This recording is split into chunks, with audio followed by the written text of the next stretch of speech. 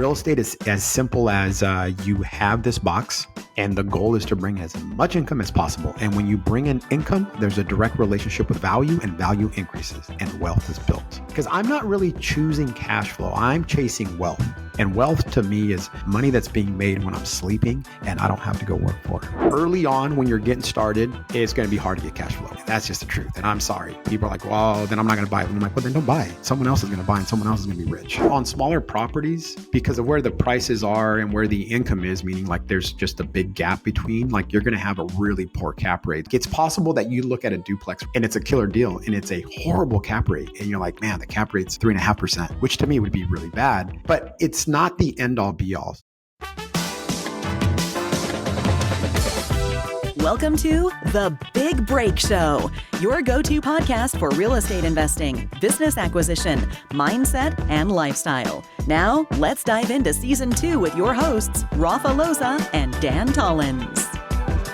What's up, everybody? Welcome to another episode of The Big Break Show. And as you can see, me and Dan are still together out here in North Carolina, and we have a very special guest for you guys today, Mr. Juan Huizar. Thanks, Rafael. Thanks, Dan, for having me. Dude, I'm excited that you're here. When I asked you, we just met when I went up and did your podcast and your meetup out in Long Beach. And I was really intrigued with the presentation that you had in the beginning of the meetup, where you were doing kind of like a market analysis and kind of helping everybody out. And I was like, hey, it's very cool and very unique. And I like the fact that you are in the space to educate others. I know you have a very popular YouTube channel where you really help a lot of people get into real estate and learn how to buy small multifamilies for them to be able to do house hacking and all that fun stuff. And so I was talking to Dan and I was like, dude, we got to get him on so that we can, people can kind of get an idea of how to get into the small multifamily space. Everybody that I talked to at that meetup was learning from one aspect or another from you. And I thought that was amazing. And the fact that you're willing to give and offer people advice and knowledge, I thought that was great. And so our podcast is about bringing people on who are willing to share. They're not stingy with their information. They like to give out knowledge, and they're experts in one field or another. And I've never met anybody that was an expert in exactly what you're doing out in Long Beach. So with all that being said, would you mind letting everybody know who you are, what you're about, and what you do, and then we can go from there? Got it. Thanks, guys, for having me. I'm Juan Huizar, president of Sage Real Estate. We are a boutique multifamily commercial company in the city of Long Beach. We're based in Long Beach. We live in Long Beach.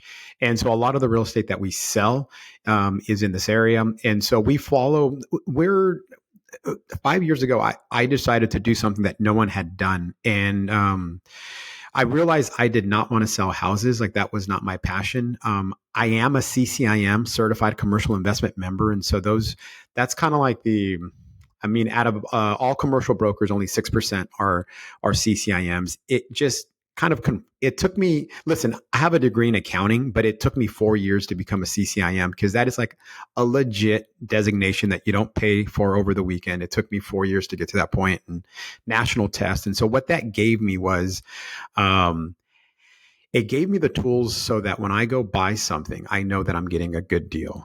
When I go look at a property, I know how to analyze it because I know how the pros do it.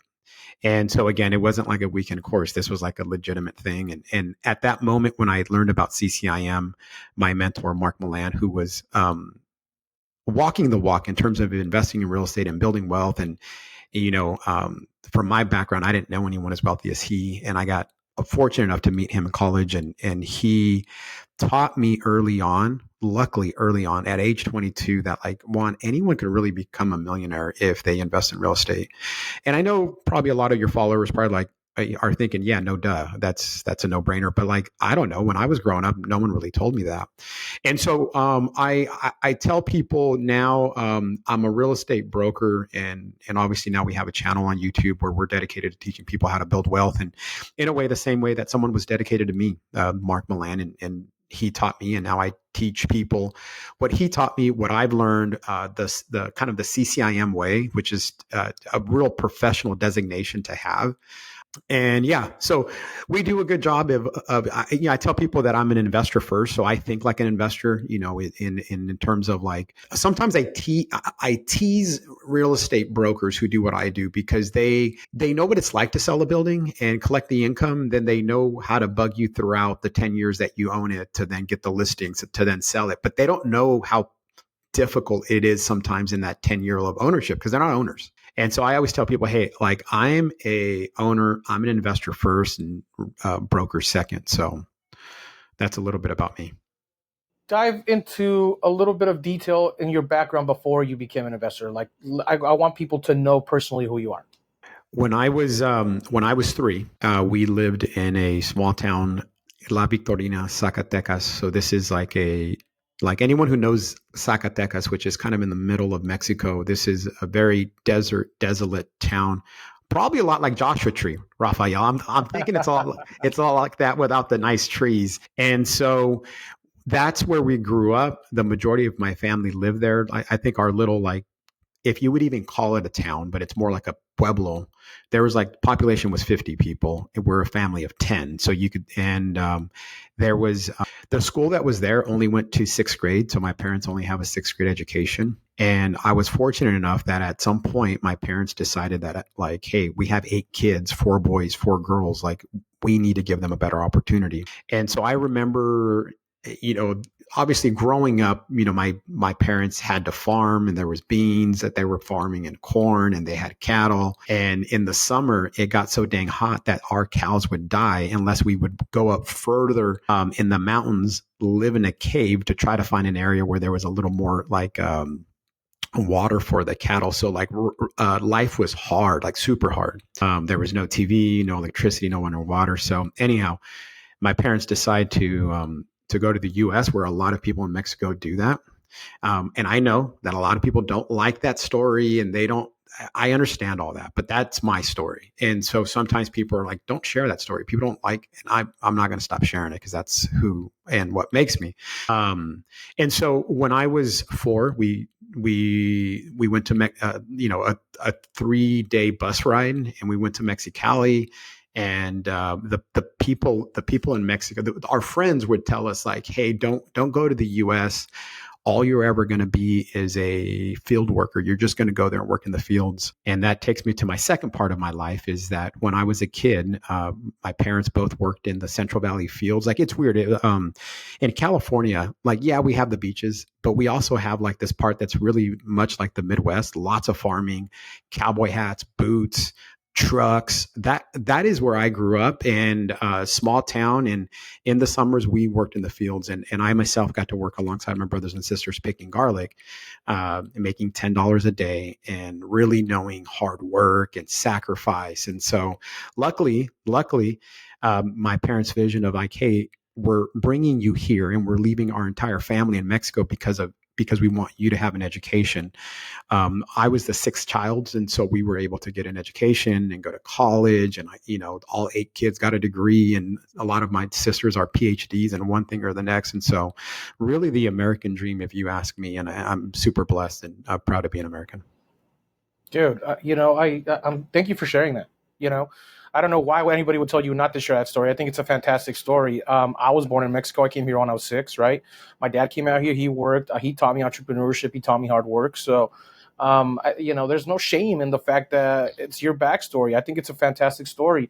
I'd like to touch a little bit about life transitioning from education to becoming a real estate investor, kind of like you touched in the beginning. And then after you touch a little bit on that, I want to know what CCIM means for those listeners. Dive into detail for those 2 things, if that's okay. Are you good with that? Yeah, absolutely.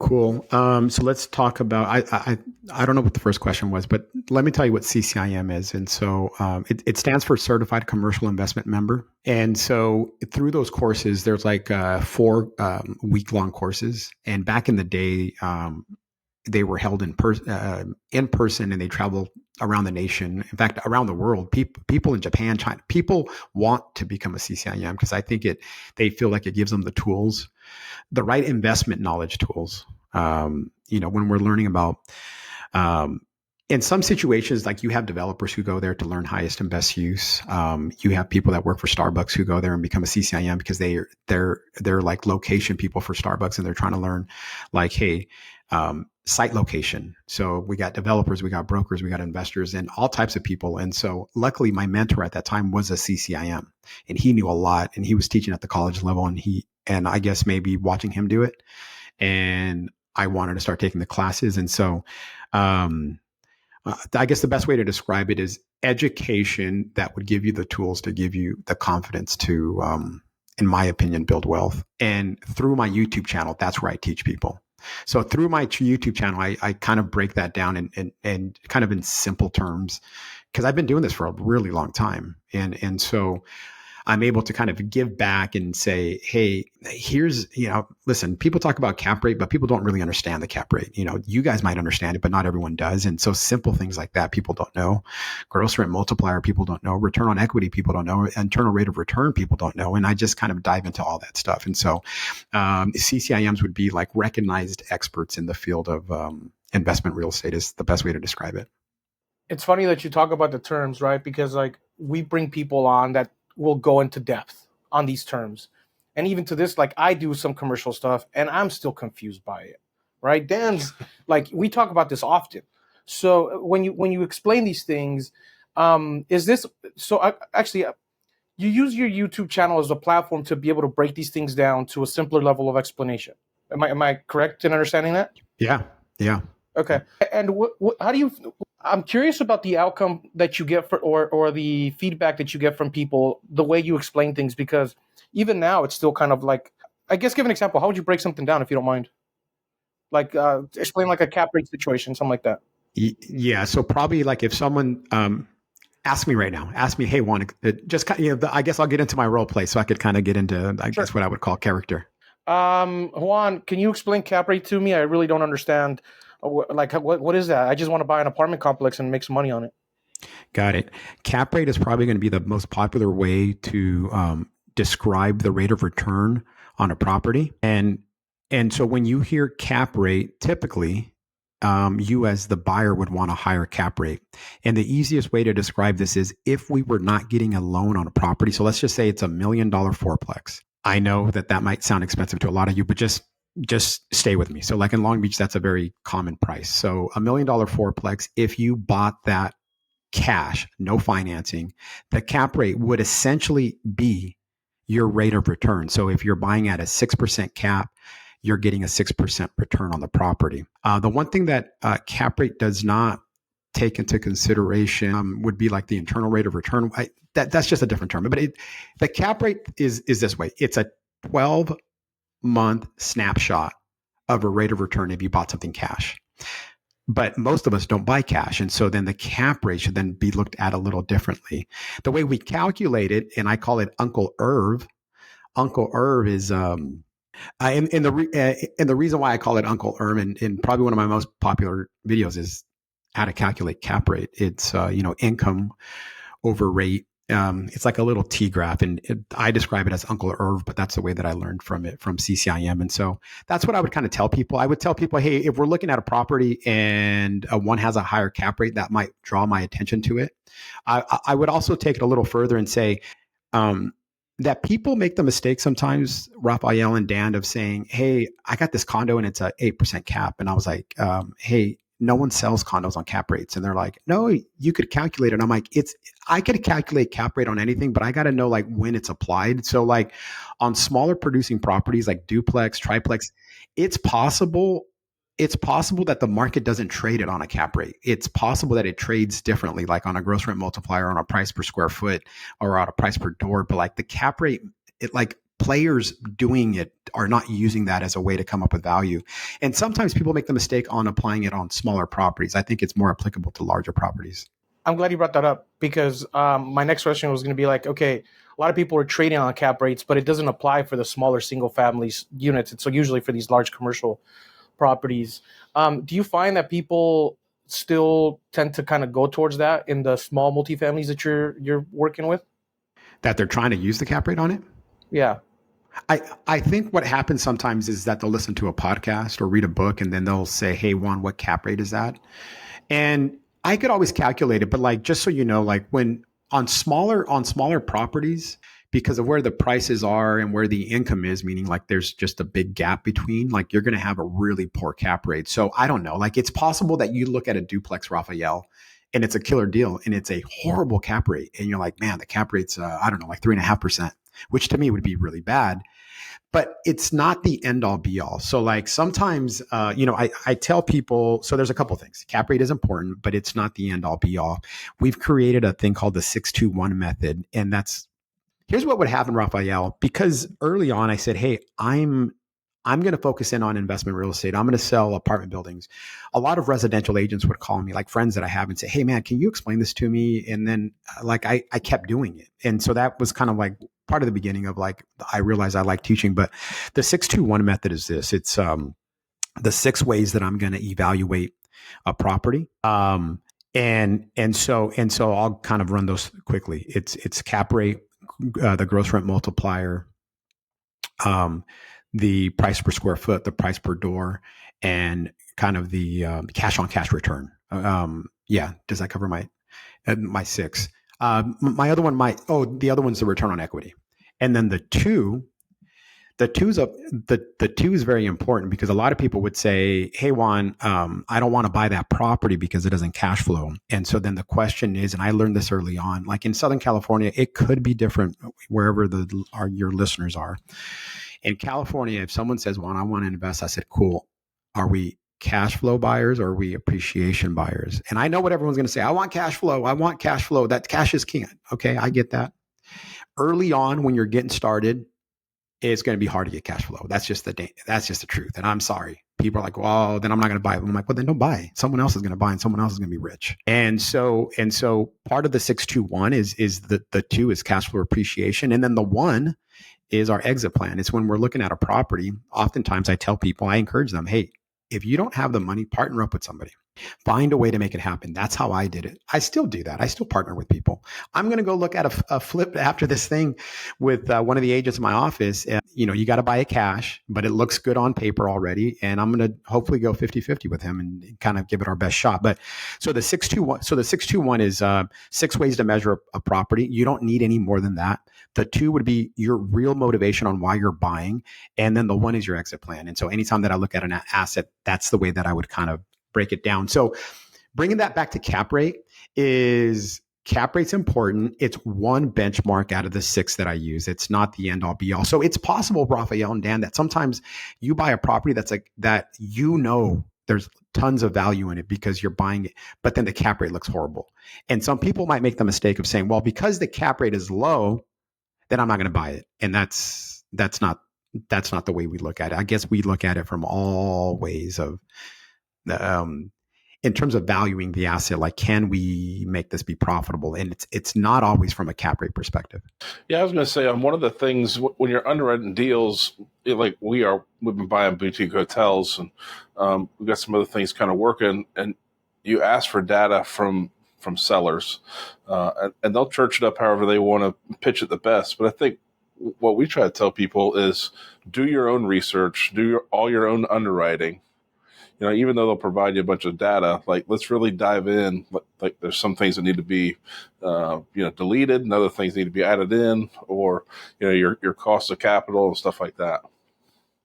No, so to that point is really what you're saying is that when someone's selling a building, they're going to tell you their operating expenses, and we need to know the operating expenses, because that's one of the things that we're going to deduct to get to the net operating income to finally arrive at a cap rate. So there's like a little flow chart that we have to get to. So what you're saying is that a seller could tell you these are my expenses. It doesn't necessarily mean that that's true. A broker could say, hey, this is an 8 cap, and then you go back and you're like, hey man, you're missing some like operating expenses that would be super important to be part of this thing, and once you include them, all of a sudden the cap rate drops. And so, it's important. It's the one downfall with the cap rate is that you're having to trust that you're given the right expenses. I think a big part of it is the experience. I mean, you have a ton of experience with it, so you know what you're looking for. Because me and Dan look at these deals all the time, and there's even when you're buying a business, for example, let me give you a perfect example here, right? When you go in and you're looking at it, cap rate doesn't even matter when you're looking at the P&L or the expense sheet, right? I know we're talking about cap rate, but at this point, we're just making sure this thing's going to be in the green to be able to cover the expenses and the debt that we're going to put on the property. And so going to your point about how there's a bunch of different stuff missing, and that operating expenses, they'll do what's called add backs, right? And these add backs is like, oh, these are the things that you won't have to pay when you buy the property. Therefore, they remove it off the line item, and now it makes your cap rate look bigger because it looks like you're getting a higher return. And if you don't have the experience and the knowledge when you're looking at these deals to know, for example, in the short-term rental space where a lot of people don't even add internet to their operating expenses, or like even a small management fee or even a maintenance fee, right? All little percentages that you add that will ultimately lower your profit, ultimately lower that cap rate because now you're making a smaller return on the money you're putting into the deal, right? I want to pivot a little bit. Actually, before we pivot, I want to ask you one last question about this cap rate situation. Give me an example when you would think a low cap rate is a good deal to buy. Because I ask this because I know that in some markets, the cap rates are lower. They're still good deals. For example, in California, you're trading at really low cap rates in comparison to some other places out here in the East Coast and the Midwest, right? So can you touch on that for just a tad? So like if I go to Newport Beach and say that I look at, so let's say I'm by the water, Newport Beach, I'm looking at 8-unit building, that might trade 3.5% cap rate. So going back to my first example, that means that the rate of return that I would get on that property would be 3.5%. So some people listening to it be like, I would never do that. But sometimes the cap rate is lower because of the perception that the investment is safer. The perception that owning real estate in Newport Beach, walking distance to the beach, demand, high rents, and even though you're paying a lot. So sometimes people's perception is I'm willing to get a lower rate of return to have what I perceive as a better asset in a better location. Now, it's possible if I bring someone to Long Beach or Santa Ana and we're looking at an 8-unit building there, well, the market has changed and it's very, very tough right now. 2024, anything that's 5 units and above is sitting on the market. Cap rates are increases. And I didn't want to do a podcast talking about cap rates, but so here's what happens. Here's what's important. As cap rates go up, values go down. Okay, so if you're an investor, that's huge news because what I'm telling you is there's a lot of inventory in the 5+ market. Cap rates are going up and they're sitting on the market. That tells me if you're an investor, oh, this is a great opportunity to get in. And because other areas, so let's just use like Santa Ana and Long Beach. It's possible now that some properties would be trading at a 6.5% cap, which would be premium because I'll tell you a few years ago, those were probably 4.5. And so all to say is that you're buying it for much, much less than it was a few years ago. And I always think of I always kind of want to buy, if I could buy it for less than what it traded at one point in the past, is one way to look at it and say, yeah, let's look at that further. I think that's very important because it's going to get back to that price and will ultimately pass it. So different areas. I mean, I think if someone called me and they're like, hey, we're in Texas, I'm like, what's the cap rate there? 9, 10, possibly. If it's newer construction, it could drop down because it's then perceived as less risky. Why? Because it's new construction and there might be less operating expenses. So there's different things to consider. I like the way you've been breaking it down. We don't really talk about cap rates on the episode. Like nobody ever brings this stuff up ever. It's like, man, this is going to be the least watched episode because we got into something boring. No, it was great. Actually, it's very technical. I was very into me personally, I was super into the conversation. But it's funny because like people don't understand it. And I know that you're really good at explaining it and you did a fantastic job. I appreciate you talking about it. I mean, ultimately, it's just what the value is going to be on the return of your investment, right? Like what you're going to be paying for it.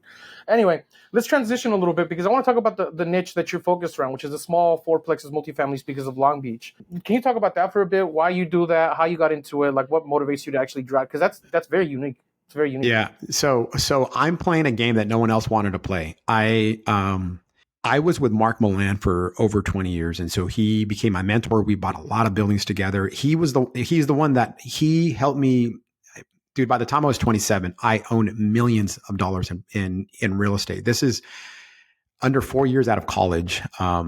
And it was all under his guidance, him telling me buy that, or let's buy that together. That's a good deal. Like I learned that all from him. And so, finally, like years later, I'm like, hey, Mark, I want to go do my own thing. And he was fine with it. And so then I branched off. And then at that moment, I was doing like real estate, but more brokerage. Sorry. Like I was a full-time investor working with him, but I was doing brokerage more like for family and friends. But then I'm like, man, I'm going to really dive in deep and build a brokerage company. But I didn't want to sell houses. You know, in the world of real estate, it's kind of a beautiful thing. You could sell self-storages, and that's your specialty. You could do medical office, you could do office, you could do retail, you could do leasing, all types of things that you could do when it comes. You could do industrial, all types of stuff. But I had owned apartment buildings. I knew how to deal with tenants. But by then I was a CCIM. I'm like, hey, I know this stuff. And then I realized when I was talking to other brokers that my confidence went up big time. Like they could call me and question my cap rate, or I would call them and I could question theirs, and I could hang. Or sometimes I'm like,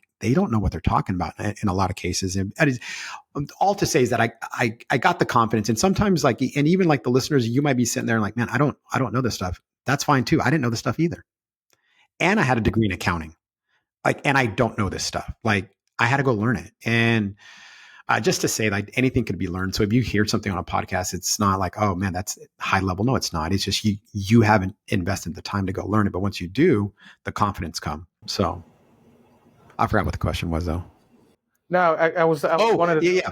Okay. Yeah. So here's the thing. I was listening to a podcast, and this guy's he's telling real estate agents like, hey, that he's analyzed the most successful like real estate agents, brokers all up and down California. And the one thing that everyone had in common at the time is that they had a farm. Like, and a farm just means like an area that you're going to go and market to that farm, and you're going to be relentless, and that's going to be your focus, and you're going to be the expert in that. And I was like, okay, how can I apply that? Because I was in Long Beach. And then I'm like, I wonder if I could focus in on the fourplex market. And some people are like, well, why would you do the fourplex market? Like, why not go bigger? And I'm like, because I thought at that time that the bigger was too competitive. You know, you got companies, big commercial companies, Fortune 500 companies that have been doing this for 50, 60 years. And I was like, well, I don't necessarily want to compete against them because, well, and neither did I want to be part of them. I didn't see myself like one of them anyways, the way that they carried themselves. And so I said, I want to have my own firm, and I'm going to focus in on multifamily. And I told myself after that podcast, I said, I'm going to become the fourplex market leader. And then I went back and said, okay, well, here's what he said in that podcast. He said, find out, and this is the way I translate it, how many fourplexes are there in Long Beach? How many sell per year? Who's currently the market leader? And he said, in the world of real estate, if you want to be the market leader in any market, you just have to get to double digits because it's so fragmented, like meaning that someone could be the market leader at 10% of all the sales in a certain area. And so that was it. So I'm like, okay, I'm going to target the 2,800 fourplex owners in Long Beach. I find out what the average sales price was. And then we just started sending posts. At that moment was postcard campaign. I mean, now we do a lot of other things to target them. And then before you knew it, we started getting fourplex listings. And now I called myself the market leader far before I was the market leader. And now it's clear, like no one even wants to enter at this point. There's no point. I mean, we kind of, another thing that happened is people were like, hey, Juan, that was really dumb of you to focus in on the fourplex market. I'm like, really? Why? They're like, because you're not going to get the bigger deals. Nonsense, man. I just sold a 20 unit building on 2nd Street. That's not happening. And typically what ends up happening, guys, is if someone owns a fourplex, they own an 8 unit, a 12 unit, a 6 unit. And so sometimes like, hey, get your foot in the door in whichever manner you can. And so they might contact me and say, hey, I keep getting your postcards, but I have an 8 unit building. Can you help with that? Sure.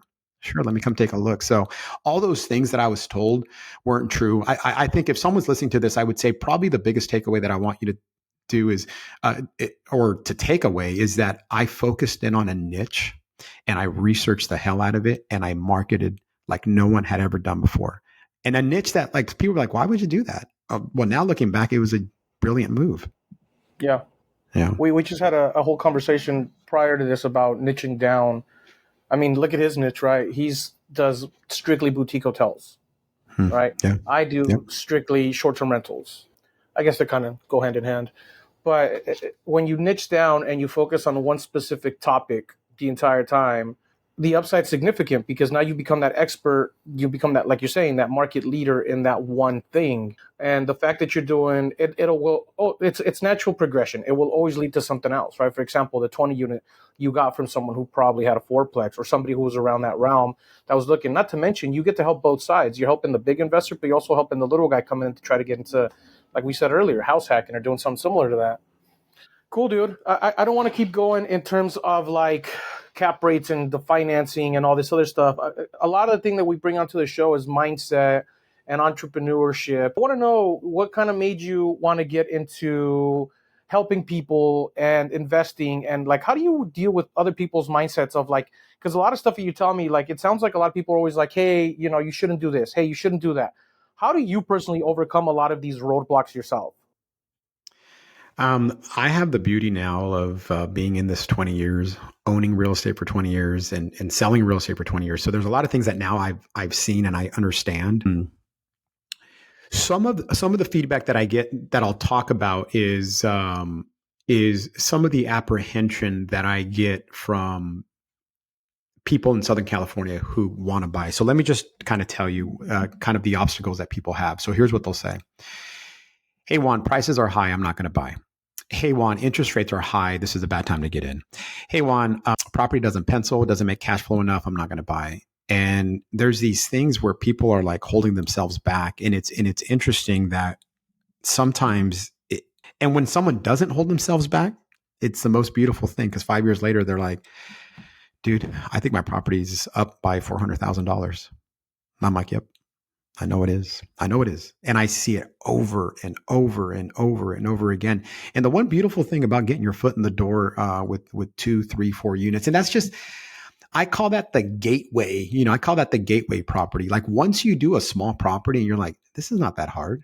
Hey, you know, yeah, you got to repair some things and meet some handymen, or maybe you're handy yourself and you could go handle those things. And leasing a property is easy because, and I can't speak to all markets. I can only speak to the market that I'm in. And so here, there's not a lot of vacancy. There's tons of demand and we don't have enough housing. And so like, I don't know, like if I'm just someone who's working a job, who's able to save up money, and there's programs to help everyone get involved, it works and it's going to continue to work. Guys, so I'm in a position where I get a chance to meet a lot of sellers and they're old owners and they're like really old, you know, and some of them are, blue collar. Some of them are first generation folks that came from another country, and then all of them have owned real estate for over 30 years. And so when they call me and they're like, "Hey, I think I'm ready to sell. My kids don't want the properties. They've moved out of Long Beach." It's this transfer of assets that no one talks about. Like someone just made millions of dollars on these properties. And now they're burned out. Of course, everyone is going to get burned out of everything. And now they're ready to sell for one reason or the other. And now, so then I'm able to help them get to their retirement. And then I'm able to help the new person, the people that are following us on YouTube, the people that are like, hey, okay, yeah, I get it. Like you've taught me enough to know that I should probably do this. And then it's this transfer of asset from like the people who made the millions to the new people that will make the millions. But when I say that, people will say, yeah, but it's not going to cash flow the first year. Yeah, but the cap rate's too low. And I hear all these things. I'm like, but there's a reason why we're doing this. And one of the interesting things that now more than ever, you guys are doing something that makes the potential of having an asset make more money. The short-term, mid-term rentals did not exist when I started. That came later. And that came later. And all that does, in my opinion, is it brings in more income to the asset that you bought. And one of the sayings that I like to say is that the income of today is not the income of tomorrow when you're looking at an asset. So if I'm looking at a 4-unit building and I'm not happy that it's only bringing in $6,000 a month, I'm like, okay, how can we change that? Can one of them become an Airbnb? Yes, right? Can we do a cash for keys or do a substantial remodel and increase the income? Yes. Do you think the rents are going to be higher 5 years from now? Yes. And it's interesting, guys, that sometimes people make a decision on what the income is today as if that's the permanent thing and it's never going to change. That's the one thing that is going to change, whether you like it or not, because out where we're at, the rents just don't stop going up. And so I tell people, going back to the cap rate, that we make a decision. And again, I told you that the cap rate is all it is a 12-month snapshot. It's not the future. And you're going to make a decision on a cap rate that you think is unacceptable to you because of something you read or something your uncle told you. And I'm like, are you going to own it for more than a year? Yeah. Is that the cap rate for the rest of its life? They don't know how to answer that, but the answer is no. The answer is absolutely not, because the income can't be changed. And what you guys are doing is you're changing the income. And at the end of the day, big level, real estate is as simple as you have this box, and the goal is to bring as much income as possible. And when you bring in income, there's a direct relationship with value, and value increases and wealth is built. Because I'm not really choosing cash flow. I'm chasing wealth. And wealth to me is money that's being made when I'm sleeping and I don't have to go work for. I love that. Yeah, no, a couple of things you kind of touched on, raising the value and kind of for us having in-house management as well. That's kind of where the cash flow comes from. And then the forced appreciation through the remodel and cleaning up the operations. Going down that's like straight down your alley too. I mean, you should see some of the stuff he's been doing with we're sitting in one of his hotels. I didn't tell you that in the beginning. We're sitting in one of his hotels, and the value add that he did to it to increase those nightly rates. Granted, this is a boutique hotel, so the rates are different than figuring out, but the cap rate still applies to a boutique hotel, just like it does to for sure, multifamily. And doing all these specific value adds that, like, Dan's an expert at that shit. Like I don't do any of it. I just do. I'm like, my expertise is operations and making sure things are flowing smoothly. He does a lot of like the value add stuff, right? Him and his wife, they both together do in-house operations. But there's a piece to it where a lot of people don't understand. Where, going back to, again, they won't buy it because they see the value of it now, not knowing the potential that can be added. And when you look at it through a lens like Dan's, like yours, and you go, well, that bathroom looks like shit, and we might be able to change that up. That instantly changes value, right? Mm-hmm. And, there's this office space that is awkward in the house, and we can add another room to it. That instantly changes value, right? Mm-hmm. Or even going to your niche, the fourplex, where people are like, well, I don't know how to get into real estate investing because, like, I won't have anywhere to live. Well, now you're buying a fourplex. That's instant value, because now you can live in one, rent the other three, live for free in the one, and cash flow at the same time, and not have to worry about current cap rates, future cap rates, because all you're ultimately doing is making cash flow at the end of the month, right? Making positive money to cover your living expenses to be able to go and do whatever you want with it. There's a lot of industries, guys, and you would agree that you can't get in. There's some industries you just can't get in. Either we don't have I don't know how to do coding. So I probably could never go create software, right? Real estate is something that no one's really stopping you from doing it out of yourself. It's kind of an interesting thing that when people say, hey, there are more millionaires that made their millions through real estate than anything else. It's because it's easy and it's simple to understand.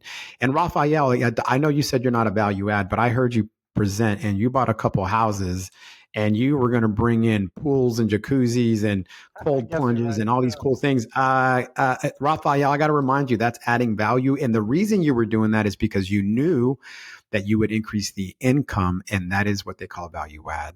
That's you're doing it. What you described here to everybody else, and thanks for coming that day.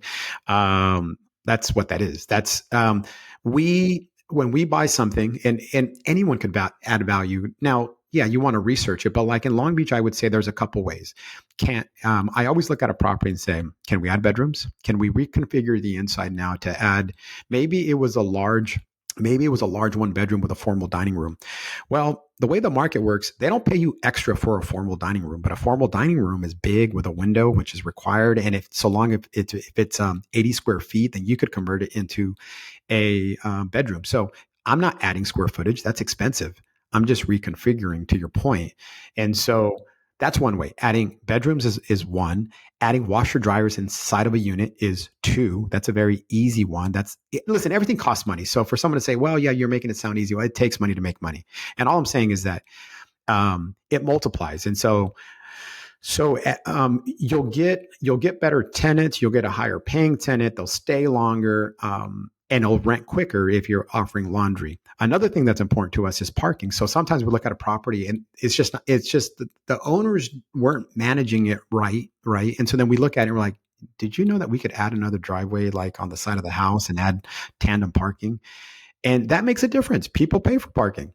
And so anyhow, I know that's what you guys do. And certainly with a boutique hotel, you're trying to figure out, well, how, it was only getting so much per night. How can I make it get double? And what amenities can I add that people would want to be here? And that's what you guys are doing. People could do it. It's a matter of whether they're going to get out of their own way. Yeah, I think also the other thing is understanding creative finance, right? So you and I talked about a deal that's here. It's a little overpriced, but they're willing to do 10 years owner financing, no payments for a year, first year and a half, and they're going to do 3%. What's the money? What's that place going to be worth in 10 years? Yeah. I think my favorite saying that I got from Mark, my mentor, was real estate, it's not get rich quick, it's get rich guaranteed. It's not get rich quick, it's get rich guaranteed. And the reason why I think people look at it, Dan, sometimes it's like, they want the money now. They want it now. They want the cash flow now. They want everything now. And it's like, no, hey man, like once you get a little older, you realize how fast time flies, like 5 years goes by super fast. And you're like, man, before I know it, this property is going to be cash flowing. And yeah, the first 12, 18 months might be rough. And it'll be what I call like turbulent waters, as you're trying to stabilize it, bring up the rents, make some improvements. But once you do, you don't look back. So yeah, I agree. How long is a property taking you to your point here, Juan? I'm asking Dan here. How long is the property be taken for you to actually look at it and go, man, this thing's badass. It's worth it in the green from the moment you bought it to the rehab and the value add that you've been doing? Well, there's a couple different factors, right? I mean, this particular hotel, we analyzed it and we closed on it, and then we had it done in 7 weeks. And, yeah. That doesn't happen very often. Yeah. And the other part is when you're looking at new stuff, is like, what is your current workload? How much time do you got to really focus on what you have? And then do you have more time that you can dump into the next thing? But the other part of that is having the right team, the people in the right place that can handle the underwriting, and then the operator, and then who's handling renovations and all those different things. But I think for us, just with the experience now and understanding the current climate, current market, and again, relying on the seller's numbers, but then being able to subtract certain things or being more realistic, we can same day make a decision. You know what I mean? We're not going to spend a whole lot of time on it. And here's the thing. I asked him because I want people to understand, because Juan, I'm going to ask you the same question. I know the time frame for you is going to be significantly smaller, right? For me, like, for example, these properties that you're talking about, the value add, right? The point I'm touching here is the fact that in the beginning, it's going to be difficult and it's going to take time for you to get it up and running, and it's going to cost you money. And you're looking at a certain time frame, 7 weeks is not normal. This guy crushed that deal, right? Like, they absolutely crushed it. I'm 6 months in on one of my Joshua Tree houses, and it's still not cash flowing. He did a hotel in 7 weeks, like different level. But the point I'm getting at is what you said. Once this property is up and running, that small little fear factor of initially getting into it, losing some money, because you're going to lose some money in the beginning no matter what. It's going to cost you some money. There's going to be operating expenses. You're going to have to do the value add. But once that thing's up and running and it's in the green, and in 10 years, when you've already paid off a significant portion off of it, this thing's going to be a solid cash cow. You can put it into perspective into terms of people go, oh, I'm saving for retirement. Well, you're saving on what? A 401k, a Roth IRA, whatever you're doing, where you're putting in $100 a month into it, and your job's probably putting another $100 into it. Well, why don't you go buy a property now, make that initial small percentage investment for the down payment, and instead of worrying about putting money into a 401k that's appreciating at 2%, right, annualized, why don't you go and buy a fourplex, right?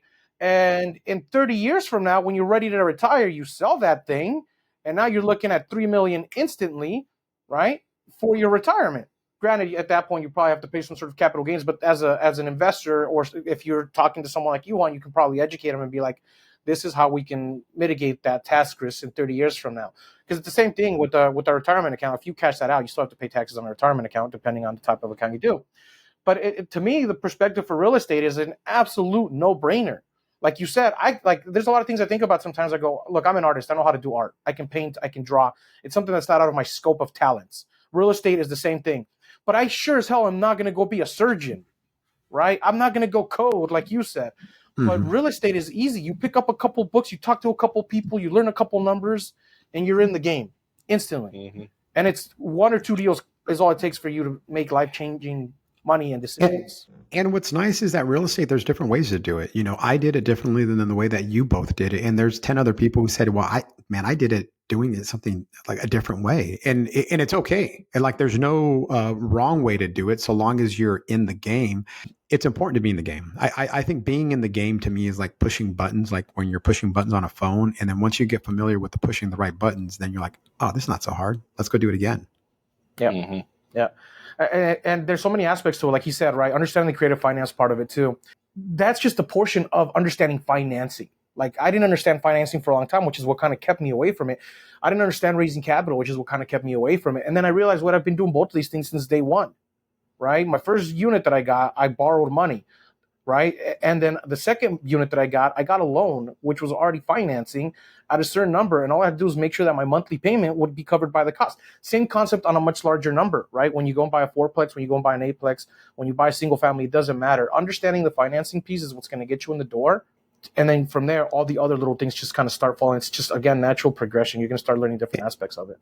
The more someone could learn on how to finance a property, the more they could buy. When I just did a video on YouTube, and I kind of talked through people like when I first bought my first property, and it was a condo in Signal Hill, and it was like a HUD condo, so it had been like foreclosed on. And now, luckily, by then I had Mark, who's my mentor, and Mark said, and I just kept bugging him, like, hey, I want to go do that. I saw what he was doing, and I saw what he was worth, and I was like, man, I want to do it. So he found a deal. He's like, you really want to do this? I'm like, yeah. And I was in college still. I was a senior. And when you talk about creative financing, this was in 2003, and I bought a condo with 100% financing, 0% down. So like when you're talking about that's how I got my foot in the door. Was I bought this condo, and it had a formal dining room, and Mark said, go to the city and draw up a plan yourself, tell them you're in college, and get a permit to convert that legally, make that 2-bed, 2-bath condo into a 3-bed, 2-bath condo. He's like, it'll go up by $35,000. And I did it. And then from there, I was able to buy a triplex and another condo, and then it just rapidly, because then I realized, dude, I could do this. Now, some people are going to be like, well, yeah, but we don't have the 100% financing program anymore. You don't, but I didn't have the program that you have now. In October, Fannie Mae. So there's different ways to buy a fourplex, and probably one of the well-known ways was FHA, but in Southern California, it's really difficult, if not impossible, to do it because FHA has this thing called the self-sufficiency test. And all that means is that they wanted to bring in so much income based on what you're paying for. But in Southern California, our values are so high that we never meet it. So it was almost impossible to buy a fourplex via FHA. Well, Fannie Mae back in 2023, this is like not that long ago, 6-7 months ago, came out and said, hey, we're going to have a similar program without the self-sufficiency test. So although someone's going to hear this and say, well, Juan, you were lucky because you were born at the right, because someone commented that on my, hey, well, you were lucky. You got to buy properties with 0% down during that period. Okay. I'm like, you're lucky. You get to do a 5% down on a fourplex where no one else could have done this. Like, it wasn't really possible for most people. And now it is. And so that's like 5% down if you live in it, not if you're a first time home buyer, if you're going to live in it. So obviously, like Rafael, you probably own a house. They're not going to buy that. It's not going to be believable that you're going to go live in a fourplex. So that's probably won't work for you. But for anyone else, I would definitely look into that. And this is a nationwide program. This is not just in California. Yeah, I love that, dude. Guys, one of the things I hear is like, hey, there's a lot of podcasts out there, or there's just too many, or we're drowning in podcasts. We're drowning in bad podcasts. But the one thing that makes you guys different is that you guys are like not just talking the talk. There's a lot of people out there just talking about it. You guys are doing it. I mean, Rafael said yes to come speak to us. He said yes to my podcast. And now he's over there on the East Coast working on projects and doing what he's doing. That's someone who's doing it, not just showing photos of of how great it is, but they're doing the work. And I think I learned from someone who did the work, not for someone who was looking for attention, not for someone that was looking for likes and followers. He was someone that was doing it. And I followed a man that was doing it. And now I'm that guy. And now people are following me, which I love. And listen, in Rafael, we had a packed house here, and a lot of it had to do because you were here. People wanted to meet you in person, and they wanted to hear from you. They wanted to learn from you. So, kudos to you guys for. Listen, a lot of times when people say, I think when I first convince some of the folks who are thinking about investing in multifamily, and we get them to the finish line, and I always think that they took a lot of risk because it's not easy, and anything that you guys are doing is not easy. Raising money is not easy. Trying to get deals is not easy. Trying to finance the deals is not easy. Dealing with contractors, doing renovations, trying to figure out highest and best use, trying to make sure that you read the market well and you're making wise, like none of that is easy and none of that is glorious or beautiful, but, the result that what you get at the end is probably the best part. I agree. And I appreciate you saying that. One of the things that we made sure when me and Dan decided to become co-hosts on this, I was like, one of the things that I absolutely always want to keep true is making sure that we talk about what it is that we're doing and what's happening in current times to keep up with stuff. I have a guy who used to be a mentor of mine and turned out to be a total fraud, has a giant platform and doesn't do any of it. When I found out about it, I was like, I'm grateful. I learned some stuff, but it got to a point where it just became more of the face rather than the actual work that was being done behind the scenes. So I appreciate you bringing that up. And as a matter of fact, I want to touch on your YouTube a little bit. I know we're getting to the top of the hour and we have a couple questions we want to ask you, but touch on your YouTube. What, like it's a lot of people, because there's podcasts, right? There's even more YouTube channels. What made you get into YouTube and what do you think made it successful? I have a real estate coach, a well-known real estate coach who has a company, Tom Ferry. And I was at one of his events and here's what he said. And it resonated with me. He said, if you believe you're an expert in what you do, and at that moment, I'm like, he's talking to me and no one knows it, then you're a secret agent. He's like, it's not their job to know you. It's your job that they know you because you made that happen. So he said, at that moment, I wasn't doing video. I'm more old school. And he said, it's your job to showcase your skills. Otherwise, no one's ever going to know it. And you're just closeting your skills. And I was like, man, I didn't like that. I didn't like that I wasn't putting myself out there. So he said, the reason you do YouTube, he said, there's only two reasons you're doing it: to build trust and book appointments. Build trust, book appointments. I'm like, okay, cool. That sounds good to me. So, because he didn't say you're doing this for subscribers. He said he didn't say you're doing this for likes and all the vanity stuff that people do. It's build trust, book appointments. I'm like, you know what? All right. And my very first video was how to analyze a property, because that's all I knew how. I didn't know what else to talk about. So the first one, I was nervous. Dude, the first year that we did it, I was nervous, but I hired a video camera guy. I put money behind this. He kept me accountable. He was very, I naturally have a stutter that I had my whole life as a kid, and it's much it's not as bad now, but I still have it. And the last thing I wanted to do was to be on video, but I had started my new company, Sage Real Estate, and I knew that I could help people, and I knew that I offered good service, and I knew that I could help people either sell at the top or buy smart or, buy the best deal possible. Like I knew I could offer that, but like, how are people going to know that I did this if I was going to be in this box that I kept myself in for so many years? And so that was kind of the beginning of it. At first, it didn't really take off, but we were kind of doing it as an afterthought. Like I didn't know what was going to happen. And it wasn't until my real estate coach, Catherine, said, "Hey, Juan, how many subscribers do you have?" And I'm like, "I have 30. And she's like, "Is it doing anything?" I'm like, "It's not doing anything." I said, "I feel like I'm wasting my time and I hate doing the videos." And she said, "Okay, why don't you just get to 100 subscribers? Like just make it a goal to get to 100 and then you could stop." And so we got to 100 subscribers and I was going to stop.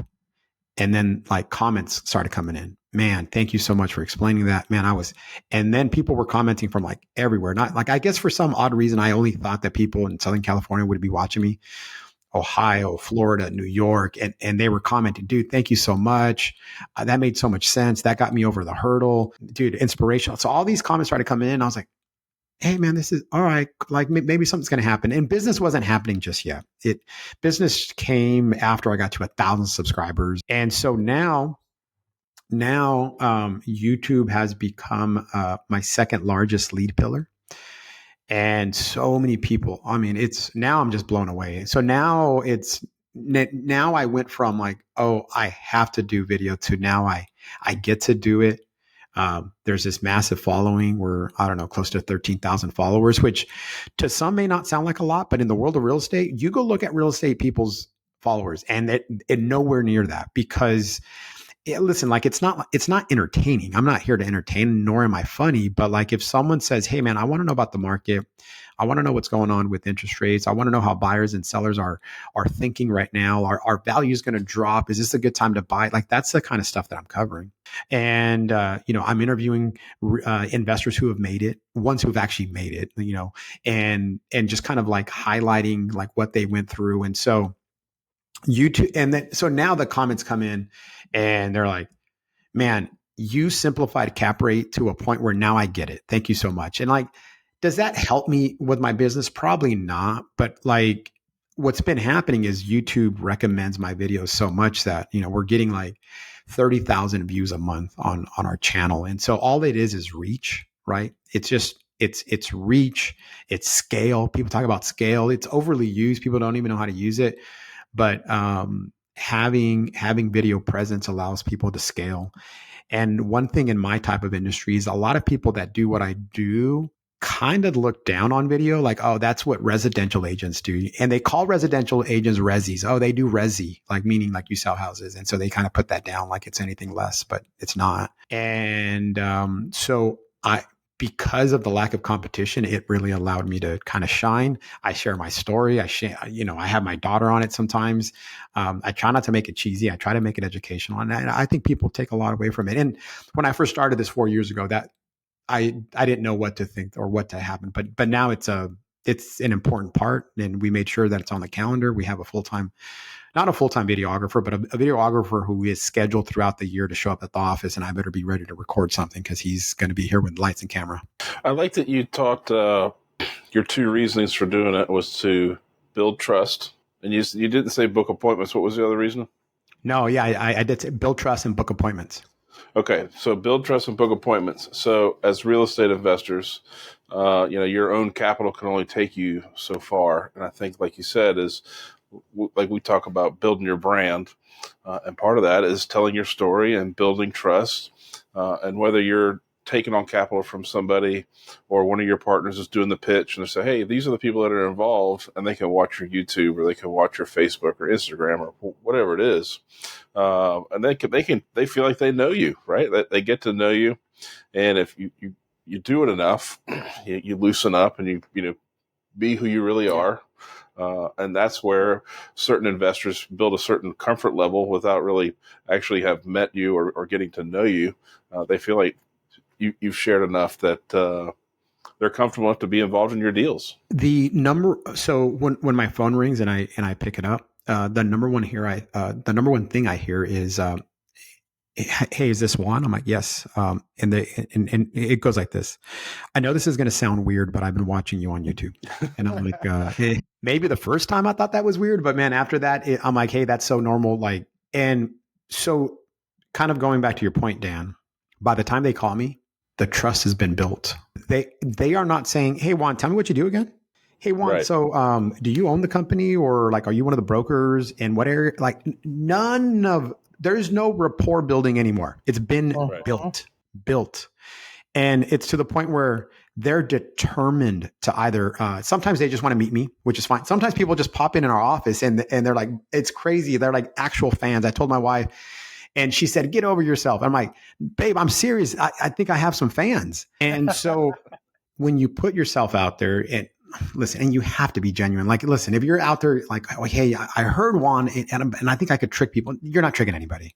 You're not tricking anyone when you're showing your face and you're showing you like what you're like and what you're into and what you don't like.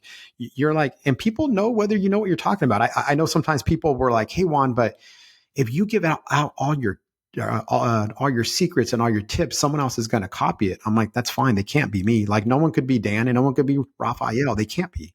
And they can't deliver it in a way that I can. They could watch as much videos of mine and then try to go say, I'm going to just mimic what he is. That's fine. That's perfectly fine. That doesn't matter. So it's like, sometimes people are like, oh, I don't want to do it. But if someone says that, I think that they're not like reaching their potential. And maybe now I'm like, man, what is my potential and how big can we get this company and how quickly can I retire? Right. We don't want to do this forever. And, you want to build it so that you can invest, so that you could then just do what you want to do. And maybe someday all I want to do is work out and pick up new hobbies, Those are fun days too. Hey, Yeah. something else I took from earlier, I forget what the question was, but was just kind of touching base on, like you said, you had a great mentor. But I don't think people realize how hard it is for a mentor to be great, or that the student has to contribute as well. Like, they got to want to learn and got to want to take action. They can't just simply rely on somebody to just teach them everything and then just hand it to them. You know what I mean? Like, you got to actually put in the work and be willing to learn and be willing to take a chance. And I think that that's been a contributing factor for you to want to put your story out and share as much info as you do. One thing with Mark is because someone else asked me, they're like, man, you were lucky to have him. And then I was thinking about it. I'm like, well, I was working for him. So he was technically my boss. And yeah, he was coaching me along the way. And listen, it's not like my parents were real estate investors themselves. It's not like they knew creative financing. So they couldn't help me. It's not their fault. They loved and supported me through what they could. But when it got to this point was I need someone else to do it now. So I spent a lot of time with him watching and learning, and I was eager, and I'm like, I want to do this too.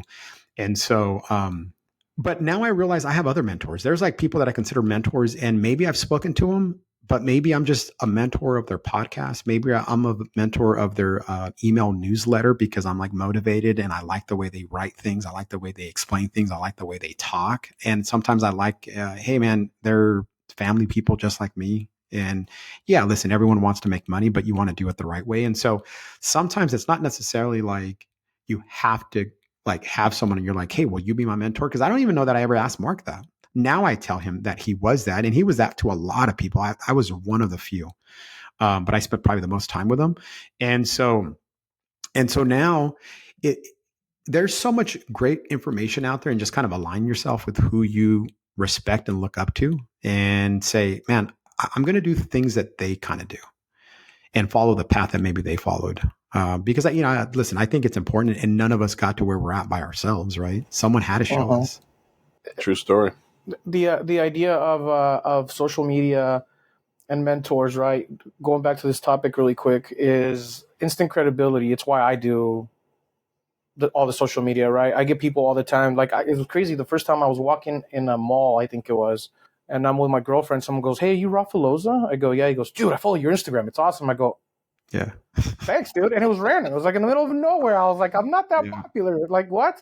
And I remember thinking, wow, that's kind of crazy.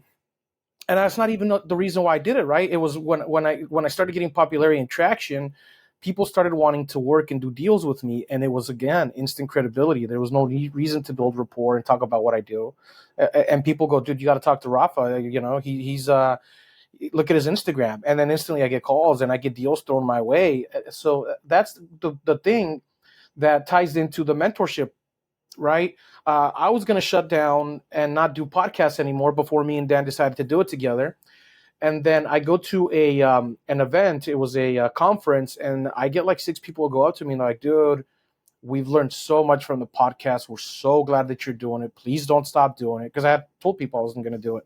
And I'm like, wow, I'm actually not only changing other people's lives, but I'm technically, unofficially kind of mentoring certain things. And that's the same thing you're doing. You're 30,000 viewers a month's mentor. Otherwise, they're not going to watch you. You're not direct. I think there's a misconception that people think in order to be a mentor, you have to pay someone to be your mentor. Now that's obviously a one way to do it, but you can learn from so many people through the right channels, and they'll be your mentors. And when you get to meet them one day, they're like, dude, you helped me a ton and you mentored me through what I needed to be.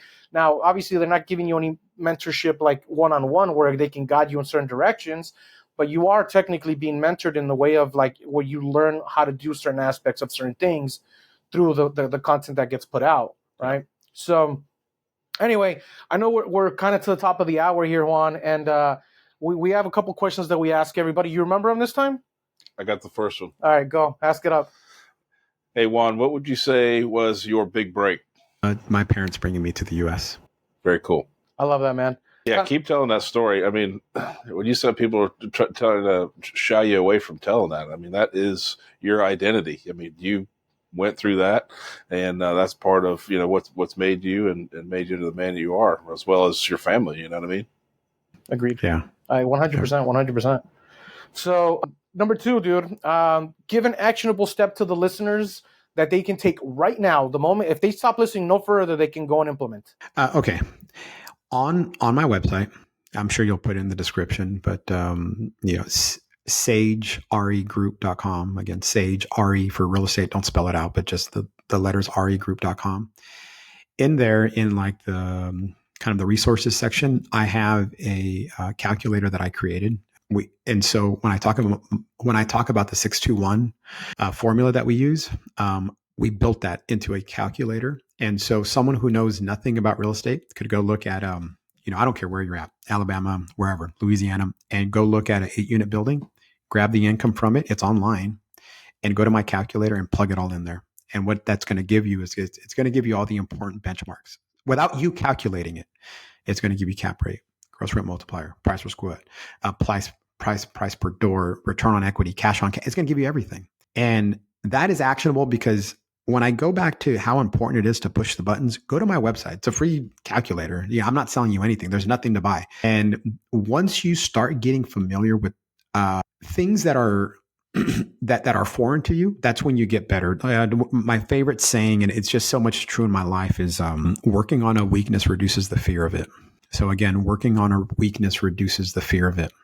And so if someone's listening to me and they're saying, okay, well, what would you tell me? I'm like, let's get familiar with the terms that are foreign to you right now. That's a weakness right now. That's fine. Like, let's get through that. And you'll start figuring out, you start plugging in 10 properties. You'll be like, man, one looks really, really good from a cap rate. Because Juan said the higher the cap rate, the better the deal. I'm like, yeah, I did say that. Well, then focus in on that one. That one, look into that one a little deeper. Like there's something special about it. Like, let's start there. And so I think that's pretty actionable. Someone could do that today without paying or, I'm not selling anything. So I'm so glad you came on the podcast because, again, we want people who are giving, willing, and understanding and in on the ground doing the work, and you meet all the boxes. And the fact that you just gave this free resource to all our listeners is badass. Like I'm actually probably going to go on there and check out your calculator. I love looking at good calculators because I can use them in one way or another. It's one of our most popular landing pages. And then I did a video to show you how to use it and what it means. So it's just go spend some time on it. Yeah, I'll see if we can get that link to that video specifically, and we'll put it on the show notes as well. Yeah. That'd be a good idea. So the third question we got is, and this can be personal or business related, but what is the best advice you have ever received? This one always throws everybody off. Yeah, and just because there's so many. I think it's Mark's quote, and I asked Mark. I said, Mark, did you make that up? He's like, I don't know. He's like, I don't know if I heard it from somebody, but it's this is the best piece of advice that I would have to say right now is that real estate is not get rich quick. It's get rich guaranteed. And I think that if people let that sit in, and they're going to make a decision and they go back to that best, is that, well, okay, it's not get rich quick. Okay. So I'm not going to get rich today. Okay, cool. It's get rich guaranteed. Well, listen, I have 50 years or 40 years or 30 years, how much ever life you think you're going to live. It's guaranteed. It's proven. There's a track record. You're not the first one, nor are you the last one. And so that to me, I think it's really important. Dude, Juan, that was fantastic. That's actually great. Dude, I appreciate you coming on the show. Really, I'm sorry we were late. I know we were a little bit late in the beginning, and we had some technical difficulties here. But I truly, truly appreciate the fact you came on here, dude. I wasn't expecting it to go this way at all. I know we started talking about cap rates. I really hope everybody stuck through to the end, because I mean, from everything from the beginning, just how technical you were, to how giving you are, to just the fun aspect of doing social media, because as much as it is, it's fun to do as well, right? Like, you eventually get into this traction of like, man, I enjoy this stuff because I'm reaching so many people. I appreciate you being here, dude. Any final thoughts that you want to, how can people get a hold of you, and how can people reach out to you, and all this, anything you want to add, we'll add it to the show notes. You want to go ahead and give those out? Yeah, cool. Our YouTube channel is youtube.com/Sage Real Estate. So that's SAGE. Some people say sage like the plant. I'm like, no, sage as in wisdom. Sage is as in like, we're going to teach you wise advice, the wise advice that I was given by, important people in my life. And so that's kind of where anyhow, youtube.com/Sage Real Estate. Check out the channel. Again, that's that you could get a lot of information there. We have over 100 plus videos, and I think they're really good. Clearly, our followers think that it's good information, and it's worthy enough, and we're not misleading nor teaching people kind of the wrong way or misconceptions, or hey, it can be done quick. Although, listen, some people can make it quick, and there's someone that I interviewed that in a 5-year span, he's in his 30s, doesn't have to work anymore. Yeah, and he did it by buying apartment buildings, and but it just depends on who you are.